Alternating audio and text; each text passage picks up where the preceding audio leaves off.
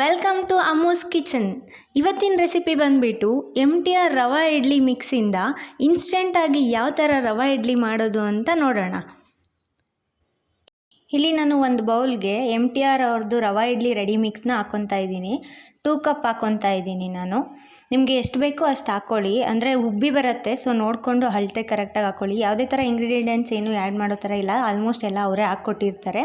So curd ಹಾಕ್ಕೊತಾ ಇದ್ದೀನಿ ನಾನಿಲ್ಲಿ. ಫಸ್ಟು 1 ಕಪ್ ಕರ್ಡ್ ಹಾಕ್ಕೊತಾ ಇದ್ದೀನಿ 2 ಕಪ್ ರವಾಗೆ. ಹಾಕ್ಕೊಂಡು ಫುಲ್ ನೀಟಾಗಿ ಮಿಕ್ಸ್ ಮಾಡ್ಕೋಬೇಕು. ಯಾವುದೇ ಥರ ಗಂಟಿಲ್ಲದೆ ಇರೋ ಥರ ನೀಟಾಗಿ ಮಿಕ್ಸ್ ಮಾಡ್ಕೋಬೇಕು. ಚೆನ್ನಾಗಿ ಉಬ್ಬಿ ಬರುತ್ತೆ, ಅದಕ್ಕೋಸ್ಕರ ಕರ್ಡ್ನ ಯೂಸ್ ಮಾಡಬೇಕು. ಗಟ್ಟಿ ಮೊಸರನ್ನ ಯೂಸ್ ಮಾಡಿ, ಸ್ವಲ್ಪ ತೆಳ್ಳಗಿರೋದು ಯೂಸ್ ಮಾಡಬೇಡಿ, ಗಟ್ಟಿ ಇದ್ರೇ ಚೆನ್ನಾಗಾಗತ್ತೆ. ಸೊ ಗಟ್ಟಿ ಮೊಸರನ್ನ ಯೂಸ್ ಮಾಡಿ ಚೆನ್ನಾಗಿ ಮಿಕ್ಸ್ ಮಾಡ್ಕೋಬೇಕು. ಪೇಸ್ಟ್ ಥರ ಆಗುತ್ತೆ, ಆ ಥರ ಮಿಕ್ಸ್ ಮಾಡ್ಕೊಳ್ಳಿ ನೀಟಾಗಿ. ಇದನ್ನು ಒಂದು 30 ಮಿನಿಟ್ಸ್ ಎತ್ತಿಡ್ತೀನಿ ನಾನು. ನಿಮಗೆ ಟೈಮ್ ಇಲ್ಲ, ಬೇಗನೆ ಇನ್ಸ್ಟೆಂಟಾಗಿ ಆಗಬೇಕು ಅಂದರೆ ಅಟ್ಲೀಸ್ಟ್ ಒಂದು 15 ಮಿನಿಟ್ಸ್ ಆದರೂ ಎತ್ತಿಡಿ. ಈಗ ರವೆ ಎಲ್ಲ ನೆಂದಿದೆ, ಸೊ ಗಟ್ಟಿಯಾಗಿದೆ ನೋಡಿ, ನೀವು ನೋಡ್ತಾ ಇರ್ಬೋದು. ಈಗ ನಾನು ಇನ್ನೊಂದು ಕಪ್ ಮೊಸರನ್ನ ಯೂಸ್ ಮಾಡ್ಕೊತೀನಿ. ಅದರಲ್ಲಿ ಯಾವ ಥರ ಯೂಸ್ ಮಾಡ್ತೀನಿ ಅಂತ ಅಂದರೆ ಸ್ವಲ್ಪ ಹಾಕ್ಕೊಂಡು ಯೂಸ್ ಮಾಡ್ಕೊತೀನಿ. ಯಾಕೆಂದರೆ ಕನ್ಸಿಸ್ಟೆನ್ಸಿ ನೋಡ್ಕೋಬೇಕು. ಇಲ್ಲಿ ನಾವು ಇಡ್ಲಿ ಕನ್ಸಿಸ್ಟೆನ್ಸಿಗೆ ಬರೋ ಥರ ನಾವು ಇದನ್ನು ಮಿಕ್ಸ್ ಮಾಡ್ಕೋಬೇಕು.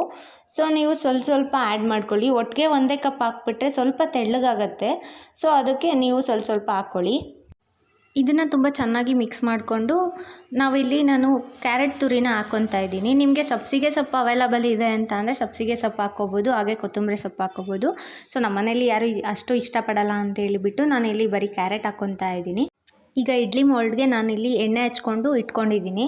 ಅದೇ ಥರ ಈಗ ನಾನು ಮಿಕ್ಸ್ ಮಾಡಿರೋ ಬ್ಯಾಟರ್ನ ಹಾಕ್ಕೊತಾ ಇದ್ದೀನಿ. ಆ ಬ್ಯಾಟರ್ಗೆ ನಿಮಗೆ ಬೇಕು ಅಂತ ಅಂದರೆ ಸ್ವಲ್ಪ ಸಾಲ್ಟ್ ಮತ್ತು ಸೋಡಾನ ಹಾಕ್ಕೋಬೋದು. ನಾನು ಆ್ಯಡ್ ಮಾಡ್ಕೊಂಡಿಲ್ಲ. ಇಫ್ ಇನ್ ಕೇಸ್ ನಿಮಗೆ ಬೇಕು ಅಂತ ಅಂದರೆ ಆ್ಯಡ್ ಮಾಡ್ಕೊಳ್ಳಿ, ಅಂದರೆ ಸ್ವಲ್ಪ ಸಾಫ್ಟಾಗಿ ಬರುತ್ತೆ ಇಡ್ಲಿ ಆಗ ಸೋಡಾ ಹಾಕ್ಕೊಂಡ್ರೆ. ಸಾಲ್ಟು ಹಾಕಿರ್ತಾರೆ, ಸೊ ಅದು ನಿಮಗೆ ಇನ್ನು ಚೂರು ಜಾಸ್ತಿ ಬೇಕು ಅಂದರೆ ಸಾಲ್ಟ್ ಹಾಕ್ಕೊಳ್ಳಿ. ಹಾಕ್ಕೊಂಡಾದ್ಮೇಲೆ ಮಿಕ್ಸ್ ಮಾಡ್ಕೊಳ್ಳಿ. ಸೊ ಈಗ ನೋಡ್ತಾ ಇರ್ಬೋದು, ನಾನು ಎಲ್ಲ ಇಡ್ಲಿ ಮೋಲ್ಡ್ಗೆ ಟ್ರಾನ್ಸ್ಫರ್ ಮಾಡ್ಕೊಂಡಿದ್ದೀನಿ. ಹಾಗೆ ಇಡ್ಲಿ ಪಾತ್ರೆಗೆ ಸ್ವಲ್ಪ ನೀರು ಹಾಕ್ಬಿಟ್ಟು ಸ್ಟ್ಯಾಂಡ್ ಇಡ್ತಾ ಇದ್ದೀನಿ. ಬೇಯಲಿಕ್ಕೆ ಇಡಬೇಕು ಇದನ್ನು. ಸೊ ಯಾವ ಥರ ಅಂತ ಅಂದರೆ ಅಟ್ಲೀಸ್ಟ್ ಒಂದು 15 to 20 ಮಿನಿಟ್ಸ್ ಬೇಯಿಸಬೇಕು. ವಿಜಿಲ್ ಇತ್ತು ಅಂತ ಅಂದರೆ ವಿಜಿಲ್ ಇದ್ದರೆ 1 ವಿಜಿಲ್ ತಕ್ಕೋಬೇಕು. ಈಗ ಆಗಿದೆ, ಯಾವ ಥರ ಆಗಿದೆ ನೋಡೋಣ. ಪರ್ಫೆಕ್ಟಾಗಿ ಬೆಂದಿದೆ, ಸಾಫ್ಟಾಗಿದೆ. ಸೊ ಇದನ್ನು ಡಿಮೋಲ್ಡ್ ಮಾಡ್ಕೊತಾ ಇದ್ದೀನಿ. ಸ್ವಲ್ಪ ಆರಿಸ್ಬಿಟ್ಟು ಡಿಮೋಲ್ಡ್ ಮಾಡ್ಕೊಳ್ಳಿ. ಡೈರೆಕ್ಟಾಗಿ ತೆಗೆದ ತಕ್ಷಣ ಡಿಮೋಲ್ಡ್ ಮಾಡ್ಕೊಳಕ್ಕೆ ಹೋಗಬೇಡಿ, ಪ್ಲೇಟಿಗೆ ಕಚ್ಕೊಳ್ಳುತ್ತೆ. ಇಲ್ಲಾಂದರೆ ಆರಿದ್ರೆ ಸ್ವಲ್ಪ ಈಸಿಯಾಗಿ ಬರುತ್ತೆ, ಕೈಯಲ್ಲೇ ತೆಗಿಬೋದು. ನೀವು ನೋಡ್ತಾ ಇರ್ಬೋದು ಎಷ್ಟು ಡಿಲಿಷಿಯಸ್ಸಾಗಿ ಸಾಫ್ಟಾಗಿ ಬಂದಿದೆ ಅಂತ ಹೇಳ್ಬಿಟ್ಟು. ಇನ್ಸ್ಟೆಂಟಾಗಿ ಮಾಡುವಂತಹ ಸಾಫ್ಟ್ ರವಾ ಇಡ್ಲಿ ರೆಡಿಯಾಗಿದೆ. ನೀವಿನ್ನೂ ನಮ್ಮ ಚಾನಲ್ನ ಸಬ್ಸ್ಕ್ರೈಬ್ ಮಾಡಿಲ್ಲ ಅಂತ ಅಂದರೆ ಪ್ಲೀಸ್ ಹೋಗಿ ಸಬ್ಸ್ಕ್ರೈಬ್ ಮಾಡಿ, ಹಾಗೆ ಲೈಕ್ ಮಾಡಿ, ಶೇರ್ ಮಾಡಿ, ಕಮೆಂಟ್ ಮಾಡಿ. Thank you for watching.